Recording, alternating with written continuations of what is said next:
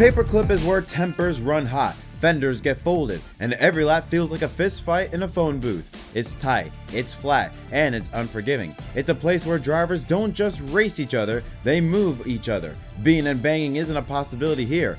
Today, it is a price of admission, and as the field rolls into Virginia, one truth still hangs over the garage like smoke. Toyota, and especially 2311 Racing, have owned the 2026 season thus far, stacking wins, points, and momentum like they're building a dynasty in real time. But Martinsville doesn't care about momentum, it doesn't care about dominance, it cares about who's willing to shove first and who's willing to shove last. The paperclip is ready. Let's see who survives the beating. MDK RaceDay welcomes you to race 7 of the 2026 NASCAR Cup Series season. It's the Cookout 400 from the Martinsville Speedway here in Ridgeway, Virginia. Absolutely perfect conditions here in the paperclip at Virginia, and the temperature is going to be in the mid 60s. Very low chance of rain, virtually non-existent. A slight wind south-southwest of the racetrack at 5 miles an hour, and a slight gust of wind, max at speeds of 10 miles an hour. Green flag is scheduled for 3:41 p.m. Eastern Time on FS1. Welcome everyone back to episode of MDK RaceDay. My name is Jed. Hope you're having a wonderful day. We are here for what? Could we say yes? This is really the first short track of the 2026 season at Martinsville Speedway. We have a new horsepower, new package that we're going to bring into Martinsville for the first time. So we'll see how that goes. A lot of storylines to talk about. But like I said, the intro, one thing remains the same is, of course, the domination of 2311 Racing, and specifically Tyler Reddick, who becomes the third driver to win 4 of the first 6 races of the season. So no surprise, he is still at the top of the points with a 95-point gap over second place Ryan Blaney. Reddick's teammate Bubba Wallace in third, minus 120. We're talking about a near 2-race gap between first and third.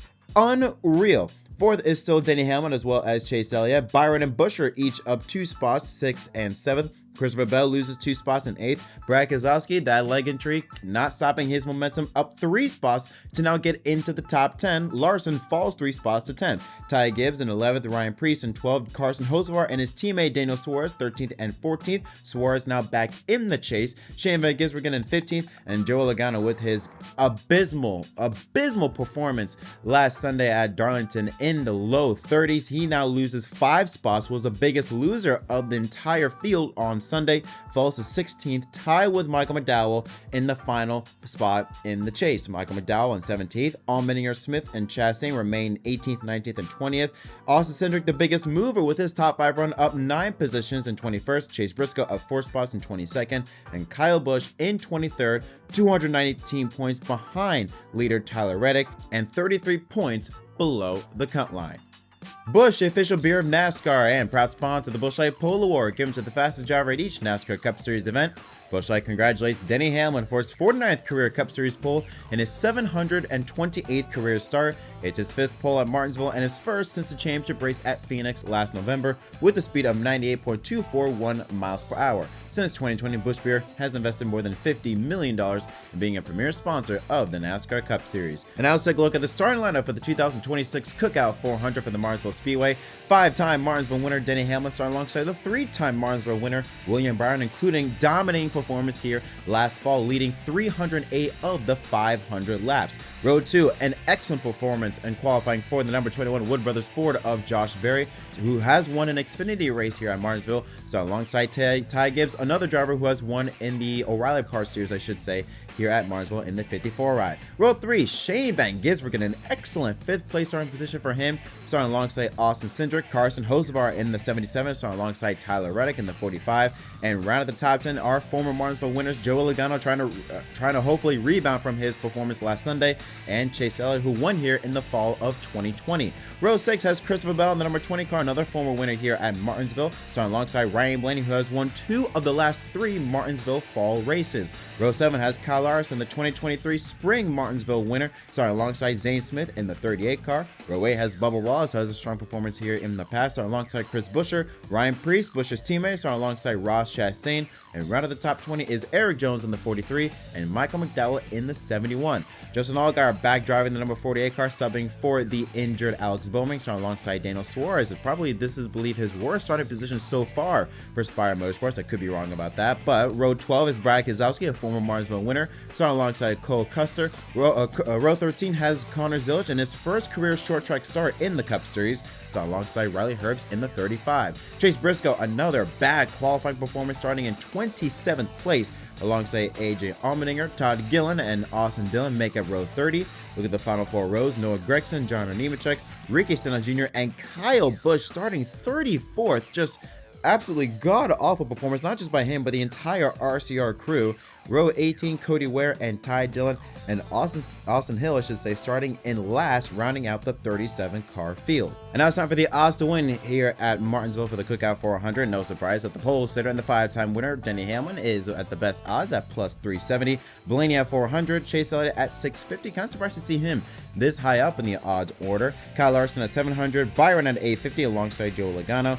Big names with big odds. We got Christopher Bell at plus 1200, Gibbs looking for his first win at plus 1500, Tyler Reddick looking for his first win at Martinsville at 1600, and Bubba Wallace, surprised to see him at 1700 odds. And then large odds, huge underdogs: Austin Cindric at 2000, Barry at 2200, Priest at 2800, then we got Briscoe at 3000, Hocevar, Keselowski, and Chastain at 5000, as well as Chris Buescher, Shane Van Gisbergen at 6000, and Kyle Busch at 750. Never did I think in my wildest dreams that Shane Van Gisbergen would be ahead of Kyle Busch at an oval in terms of better odds, but truly does show how much RCR has fallen. But let's talk about the race itself. What can we expect? What are the storylines? Well, number one, we have, like I said, a new package. For the first time ever, Martinsville will be having, under the next gen era, the 750 even lower downforce package that we will be running. Obviously we have the new tire coming out, which, you know, to hopefully try to lead to even more tire fall off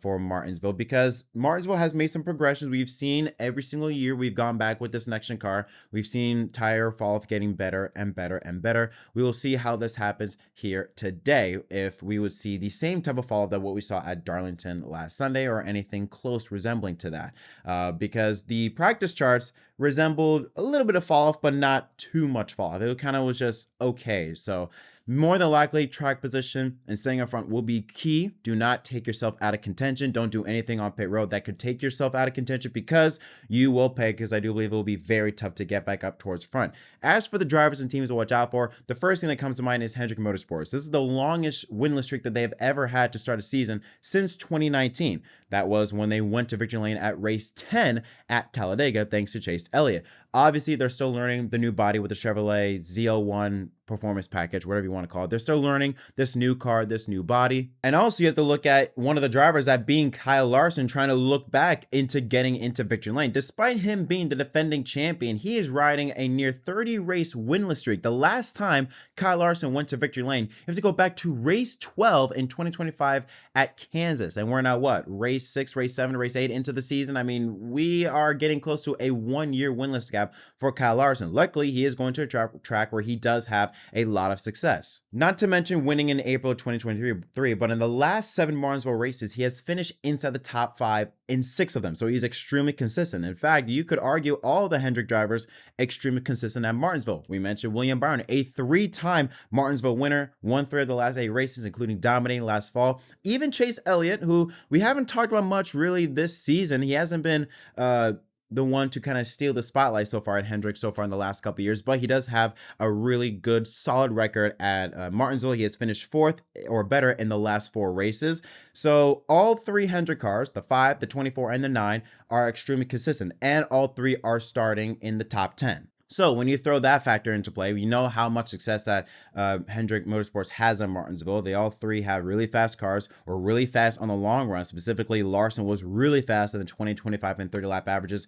Those are drivers that you will certainly have to watch out for. You also have to watch out for the Penske duo, Logano and Blaney. Blaney, we know anytime long run Blaney, we know that he will be a factor. Was also one of the fastest in the 25 and 30 lap averages, so he's somebody you got to watch out for. We saw in 2 of the last 3 Martinsville fall races, when we got into an extremely long green flag run, who came to life? It was Ryan Blaney. Joe Logano, who has won at Martinsville in the past, was certainly going to look for some form of redemption after his god-awful performance last Sunday at Darlington. Starting out pretty well, starting up in the 9th position, was not too shabby in practice.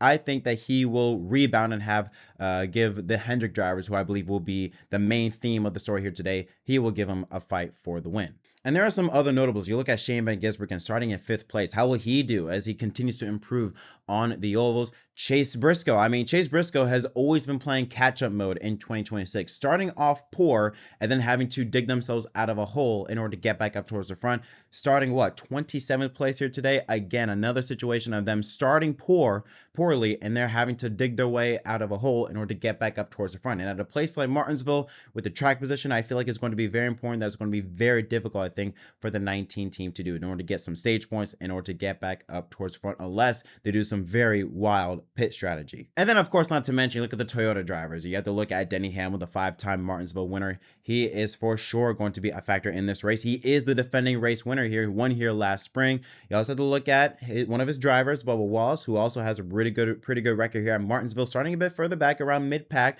but still, he was fast in practice. He is going to be someone that you're going to have to watch out for. I do wonder about Tyler Reddick, because Martinsville has not been too kindly to Tyler Reddick. He has had some top 10 finishes here, but not a single top 5 run, has not won on a short track here at Martinsville, so he doesn't have the best record. He is starting in the top 10, so he's starting out pretty well, but didn't show, in my opinion, didn't show all that in practice. I'm not saying he's going to win. I don't think he's going to win, but I'm very interested in seeing how will he do at the short tracks, because, I mean, we know he can run well in the mile and a half. We know he can run well clear on the super speedways. We know he can do well on the road courses. But if we're going to talk about Tyler Reddick being a very serious championship contender, he also has to do well on the short tracks, considering Martinsville is the second to last race in the chase. So that's something that's going to be very important for him. As we take a look at my fantasy league lineup, we have over 70 members joining in. Thank you so much to everyone that's participating in this event. So currently at the top of the board is HMS Fan for Life at 1,356 points. Second is Richard Morris 22. Denny Delivers in 3rd. Speed Racer in 4th, and Bacon Wheels rounds at the top 5. But I will say, 1st and 2nd place, they are pretty much even. 3rd place minus 47. 4th place minus 50, then a big drop to minus 80 for 5th place. So they're going to have to play some catch-up mode. But the top 4 between HMS Fan for Life and Richard Morris, they are pretty much nose to tail from here on out. I'm in like, I think in the 20s or 30s. I'm way back. I did have a good performance last Sunday at Darlington. I did have not too shabby performance, and I did predict that Tyler Reddick would win. I'm 2 for 2. I had Denny Hamlin winning the previous week at Las Vegas, and I picked Tyler Reddick to win last Sunday at Darlington. So I'm on a 2-race winning streak. Let's take a look at my fantasy league lineup. I have Ryan Blaney, because I think he's going to be good in the long run. Denny Hamlin, you have to include him. Kyle Larson, his teammate William Byron. I got Ty Gibbs, because Ty Gibbs, he's not too bad at Martinsville, and he's been riding a lot of momentum.